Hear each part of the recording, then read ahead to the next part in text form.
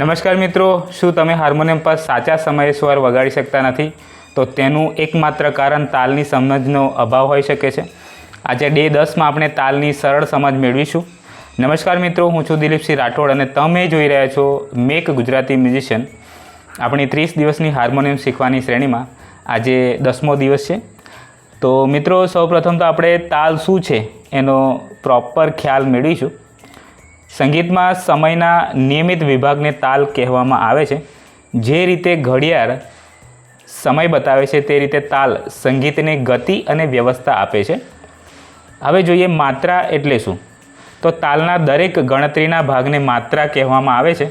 ઉદાહરણ તરીકે કહેરવા તાલમાં 8 માત્રા આવે છે, બરાબર? એટલે ગણતરી 1 2 3 4 5 6 7 8 એમ 2 વિભાગ આવે છે. તો આપણે એને ગણતરી કેવી રીતે કરીએ છીએ? 1 2 3 4 5 6 7 8 એટલે તાળી અને ખાલી એ રીતે આપણે ઓળખીશું. તો પહેલી માત્રા ઉપર તાળી આવશે અને 5મી માત્રા ઉપર ખાલી આવશે. તો કહેરવા તાલને આપણે આ રીતે પ્રેક્ટિસ કરીશું. 1 2 3 4 5 6 7 8 1 2 3 4 5 6 7 8 1 2 3 4 5 6 7 8 આ રીતે આપણે ગણતરી કરવાની છે, બરાબર? એટલે તાળી આવશે પહેલી માત્રા ઉપર અને ખાલી આવશે 5મી માત્રા ઉપર. આ છે કહેરવા તાલ, એની માત્રા છે 8. હવે કહેરવા તાલમાં પહેલી ઉપર તાળી, 5મી માત્રા ઉપર ખાલી. બોલ છે ધાગે નતી નક ધીના. આપણે આ રીતે હાથની સાથે પ્રેક્ટિસ કરીશું.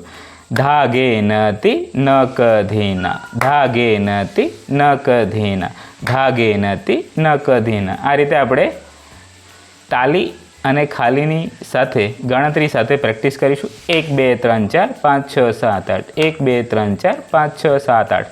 આ રીતે તમારે ડેલી રોજ પ્રેક્ટિસ કરવાની છે. હાથથી તાળી આપવાની, બરાબર?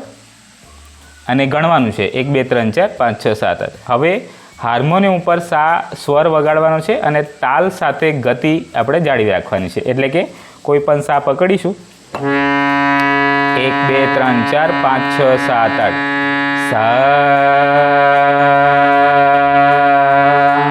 ધાગે નતી નક ધીના, ધાગે નતી નક ધીના. તો ભજન માટે તાલ જરૂરી છે, ગીત માટે તાલ જરૂરી છે, તબલા અને હાર્મોનિયમ સાથે વગાડવા માટે તાલ ખૂબ જ જરૂરી છે. આજે આપણે તાલ, માત્રા, તાળી અને ખાલી વિશે શીખ્યા છે. આવતીકાલે ડે 11માં આપણે કહેરવા તાલ ઉપર સરળ પ્રેક્ટિસ શીખીશું. તો મિત્રો, વિડીયો ગમ્યો હોય તો વિડીયોને લાઇક, શેર અને કોમેન્ટ કરવાનું ભૂલતા નહીં. સાથે સાથે ચેનલ ઉપર પહેલી વખત આવ્યા હોય તો ચેનલને સબસ્ક્રાઈબ કરી બેલ આઇકન ક્લિક કરી ઓલ પર ક્લિક કરજો, જેથી કરીને આવનારા તમામ વિડીયોની નોટિફિકેશન તમને સમયસર પ્રાપ્ત થઈ જાય. અને જે મિત્રો કલાકાર મિત્રો છે અને પોતાનું ઇન્ટરવ્યૂઝ આપણી ચેનલ ઉપર કરાવવા માગે છે અને આપણી ચેનલ ઉપર ફીચર થવા માગે છે, તો નીચે એક વોટ્સએપ નંબર હાઇલાઇટ થાય છે.